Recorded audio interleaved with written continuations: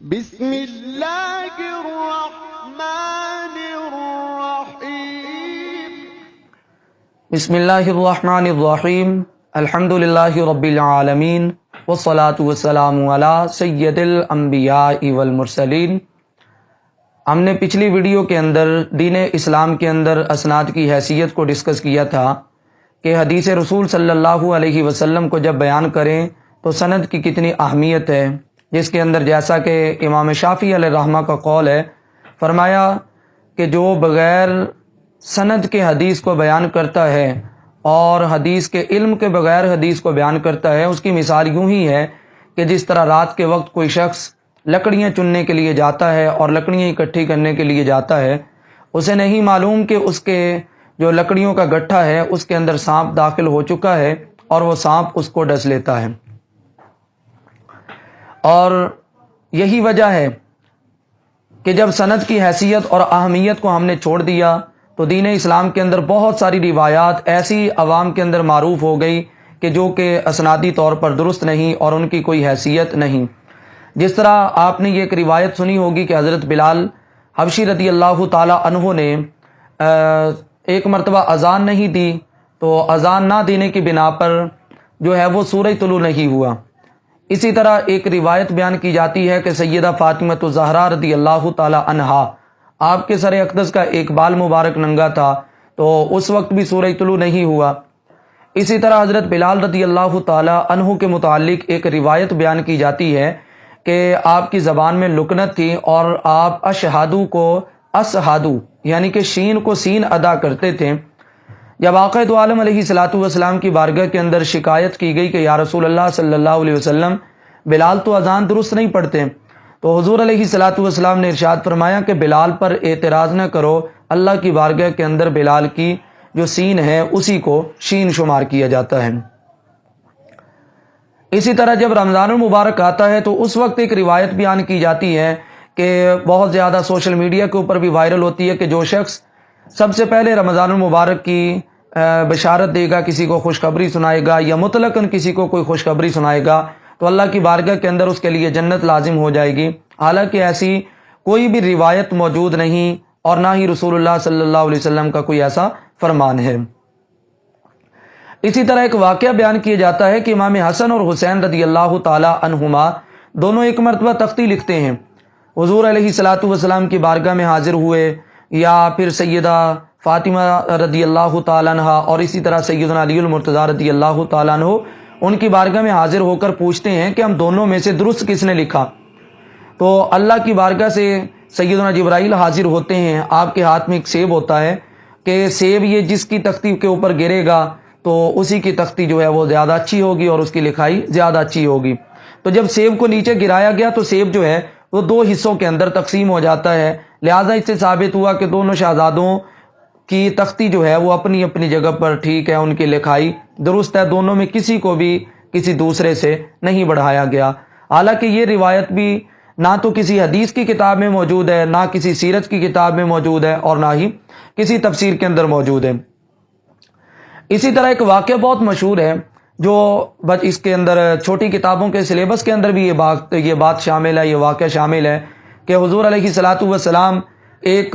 گلی یا محلہ سے گزرتے تھے اور وہاں پر ایک بوڑھی عورت رہتی تھی۔ جب حضور وہاں سے گزرتے تو وہ کوڑا آپ کے سر اقدس کے اندر ڈال دیتی اور سرکار علیہ الصلوۃ والسلام یوں ہی گزر جاتے، آپ نہ برا فیل کرتے نہ ہی کوئی اعتراض کرتے۔ تو ایک دن نہ پھینکا گیا، سرکار نے فرمایا کہ اس بڑھیا کا پتہ تو کیا جائے۔ جب معلوم کروایا تو پتہ چلا کہ وہ بیمار ہے۔ آقا دو عالم علیہ الصلوۃ والسلام اس کے گھر میں تشریف لے کے جاتے ہیں اور اس کی خدمت کرتے ہیں، گھر میں صفائی کی اور اس کو کھانا کھلایا۔ یہ واقعہ بیان بھی کیا جاتا ہے، اس کو واعظین بھی بیان کرتے ہیں، ہماری سلیبس کی کتب کے اندر بھی موجود ہے، لیکن اس واقعہ کی بھی کوئی بھی اتھینٹک حیثیت نہیں ہے۔ اسی طرح ایک اور واقعہ بیان کیا جاتا ہے کہ جب آقا دو عالم علیہ الصلوۃ والسلام نے مکہ کے اندر ایک عورت کو دیکھا، بڑی عورت تھی اور اپنی سامان کی گٹھڑی اپنے پاس رکھی ہوئی تھی، پوچھا اماں جان آپ یہاں پر کیوں بیٹھی ہیں؟ تو اماں جان کہنے لگی بڑی عورت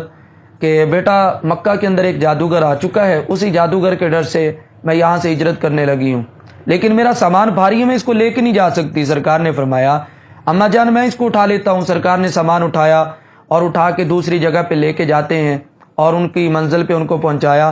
تو بعد میں بتایا کہ اماں جان یا اے بڑھیا عورت، جس کے ڈر سے آپ جا رہی ہیں وہ جادوگر میں محمد ہی کو کہا جاتا ہے۔ تو اس واقعہ کی بھی کوئی حیثیت نہیں، لیکن واعظین اس کو بیان کرتے ہیں۔ اسی طرح حضرت اویس قرنی رضی اللہ تعالیٰ عنہ کے متعلق ایک واقعہ بہت زیادہ مشہور ہے کہ آپ کو جب پتہ چلا غزوہ احد کے اندر آقا دو عالم علیہ الصلوۃ والسلام کے جو دانت مبارک ہیں وہ شہید ہو گئے، اور جب آپ کو پتہ چلا کہ دانت مبارک شہید ہو چکے ہیں، آپ نے بھی اپنے دانتوں کو توڑنا شروع کر دیا۔ اور اپنے دانتوں کو کتنا توڑا؟ فرماتے ہیں پہلے ایک توڑا، پھر سوچا ہوگا سرکار کا دوسرا نہ ٹوٹا ہو، پھر تیسرا، پھر چوتھا، حتیٰ کہ آپ کے منہ مبارک کے اندر جتنے دانت تھے سارے دانت آپ نے جو ہے وہ توڑ دیے، اور یہ اپنا محبت کا اظہار کرتے ہیں حضور علیہ الصلوۃ والسلام کے ساتھ۔ واعظین اس واقعہ کو کثرت کے ساتھ بیان کرتے ہیں، لیکن یہ واقعہ بھی کسی بھی مستند کتاب کے اندر موجود نہیں ہے۔ اسی طرح ایک واقعہ بیان کیا جاتا ہے کہ آقا دو عالم علیہ الصلوۃ والسلام طواف کر رہے تھے، اور آپ کے پیچھے پیچھے ایک شخص بھی طواف کرنے لگا۔ حضور جہاں پہ قدم رکھتے تھے تو وہ بھی حضور کے قدم کے اوپر اپنا قدم رکھتا، اور وہ ورد کر رہا تھا، یا کریمو یا کریمو، اس چیز کا ورد کر رہا تھا۔ یہ ایک تفصیل کے ساتھ واقعہ بیان کیا جاتا ہے، واعظین اس کو بیان کرتے ہیں۔ تو یہ اس واقعہ کی بھی کوئی حیثیت نہیں، ایسا کوئی بھی واقعہ کسی بھی حدیث کی کتاب کے اندر یا تفسیر کے اندر موجود نہیں۔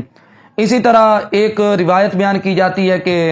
وطن کی محبت جو ہے وہ ایمان ہے، یہ روایت بھی درست نہیں۔ اسی طرح ایک روایت بیان کی جاتی ہے کہ شب معراج آقا دو عالم علیہ الصلوۃ والسلام جب رب کی بارگاہ میں حاضر ہونے لگے تو اپنا جوتا اتارنے لگے، تو عاطف غیبی سے آواز آتی ہے کہ لا تخلعنا علیک، اے پیارے حبیب علیہ الصلوۃ والسلام آپ اپنا جوتا مبارک جو ہے اس کو نہ اتاریے۔ اس روایت کی بھی کوئی حیثیت نہیں، یہ بعض جو بیانات کی کتابیں ہیں ان کے اندر یہ واقعہ مل جاتا ہے، جبکہ کسی بھی مستند کتاب کے اندر یہ واقعہ موجود نہیں ہے۔ اور اسی طرح ایک بات عوام الناس میں بہت زیادہ مشہور ہے کہ قیامت کے دن جو ہے وہ ماں کے نام سے پکارا جائے گا۔ سبب کیا دیتے ہیں کہ اگر باپ کے نام سے پکاریں تو جو زنا کی اولاد ہیں، زنا سے پیدا ہوئے جو اولاد پیدا ہو چکی ہے، ان کا راز فاش ہوگا، اللہ راز نہیں ان کا فاش کرے گا۔ تو کئی احادیث سے اور محدثین اور مفسرین کے اقوال سے یہ بات ثابت ہے کہ قیامت کے دن ماں کے نام سے نہیں بلکہ باپ کے نام سے پکارا جائے گا۔ اور اسی طرح ایک روایت بیان کی جاتی ہے کہ من زار العالمہ فقد زارنی، کہ جس نے عالم کی زیارت کی اس نے میری زیارت کی۔ یہ روایت روح البیان کے اندر موجود ہے، اور بلکہ یہ لمبی روایت ہے۔ من زار عالما فکانما زارنی، من صافح عالما فکانما صافحنی، اس طرح یہ تفصیل کے ساتھ یہ روایت بیان کی جاتی ہے۔ تو یہ روایت بھی صاحب روح البیان نے بغیر سند کے اس کو ذکر کیا، اس کی کوئی سند نہیں اور نہ ہی اس کی کوئی ایتھنٹک حیثیت ہے، کیونکہ صاحب روح البیان سے قبل کسی بھی محدث نے یا کسی بھی مفسر نے اس روایت کو بیان نہیں کیا۔ اور اسی طرح ایک روایت بیان کی جاتی ہے، یہ بھی واعظین اس کو بیان کرتے ہیں کہ معراج شریف کی رات جب آقا دو عالم علیہ الصلوۃ والسلام کو پسینہ مبارک آیا، تو آپ کے پسینہ کا قطرہ جب زمین پہ گرتا ہے تو وہاں سے سرخ گلاب کو پیدا کیا گیا، سیدنا جبرائیل علیہ السلام کے پسینہ مبارک سے سفید گلاب کو پیدا کیا گیا، اور اسی طرح غالباً براق کے متعلق یہ بیان کیا جاتا ہے کہ سیاہ گلاب پیدا ہوا۔ تو ایسی کوئی بھی روایت جو ہے یہ درست نہیں۔ ہاں باقی یہ ہے کہ سرخ گلاب کے متعلق جو پسینہ مبارک سے پیدا ہوا، یہ سیرت کی کسی کتاب کے اندر بھی موجود ہے، غالباً سیرت حلبیہ کے اندر، اور اسی طرح شاہ عبدالحق محدث دہلوی علیہ الرحمہ نے مدارج النبوت کے اندر اس کو ذکر کیا، لیکن اسے بیان کرنے کے بعد بھی شاہ عبدالحق محدث دہلوی علیہ الرحمہ نے یہ جملہ بیان کیا، فرماتے ہیں کہ ایسا ممکن ہے کہ اللہ تعالی حضور علیہ الصلوۃ والسلام کے پسینہ مبارک سے جو ہے وہ گلاب کو پیدا کرے، یہ ممکن ہے، اس بات سے تو انکار ہی نہیں۔ سوال یہ ہے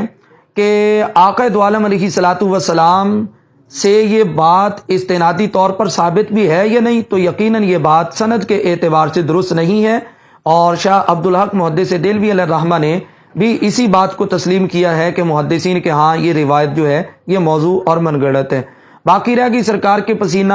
سے گلاب کا بننا ممکن ہے یا نہیں، تو جب ساری کائنات اللہ نے اپنے پیارے حبیب علیہ الصلوۃ والسلام کی خاطر بنائی اور حضور علیہ الصلوۃ والسلام کے لیے سجائی، تو پھر یہ پھول کوئی بڑی بات نہیں، اللہ بنا سکتا تھا، لیکن ہم نے یہاں پر صرف روایت کی حیثیت سے اس کو دیکھنا ہے تو یہ روایت بالکل بھی درست نہیں ہے، کیونکہ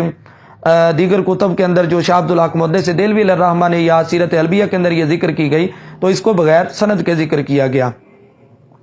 اور اسی طرح ایک روایت بیان کی جاتی ہے کہ جو بندہ عقیق کی انگوٹھی پہنے گا تو وہ بندہ جو ہے وہ ہمیشہ بھلائی میں رہے گا، ایسی بھی کوئی روایت نہیں۔ اسی طرح حضور علیہ الصلوۃ والسلام نے فرمایا کہ جو بندہ زیادہ شادیاں کرے گا وہ خوشحال رہے گا، ایسا بھی کوئی نہیں ہے۔ ہاں اسلام نے مطلقاً 4 شادیوں کا حکم دیا، قرآن یہ کہتا ہے کہ مثنا و ثلاث و رباع، کہ آپ 2 کریں، 3 کریں، 4 کریں، آگے اس کی کچھ شرائط بیان کی گئی کہ جو ان شرائط کے اوپر پورا اترتا ہو۔ اور اسی طرح ایک روایت بیان کی جاتی ہے دنیا مزرعۃ الآخرہ، کہ دنیا آخرت کی کھیتی ہے، یقیناً دنیا آخرت کی کھیتی ہے، لیکن جس انداز سے یہ روایت بیان کی جاتی ہے کہ سرکار نے فرمایا ایسی کوئی بھی روایت موجود نہیں ہے۔ اور اسی طرح آقا دو عالم علیہ الصلوۃ والسلام سے ایک روایت بیان کی جاتی کہ جس نے زرد رنگ کا جوتا پہنا تو اس کی حفاظت جو ہے وہ اللہ تعالیٰ فرمائے گا وہ ہمیشہ حفاظت میں رہے گا، یہ بھی درست نہیں۔ اور اسی طرح ایک روایت بیان کی جاتی ہے القاسب حبیب اللہ، کہ جو کمانے والا، رزق کمانے والا، رزق کے لیے محنت کرنے والا وہ اللہ کا دوست ہے۔ اللہ کے دوست ہونے میں کوئی شک نہیں، لیکن یہ روایت رسول اللہ صلی اللہ علیہ وسلم سے ثابت نہیں ہے۔